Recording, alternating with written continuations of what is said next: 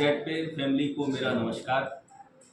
जैसा कि आप थोड़ा सुबह देख रहे होंगे कि हम लोग प्ले स्टोर पे अभी शो नहीं कर पा रहे हैं।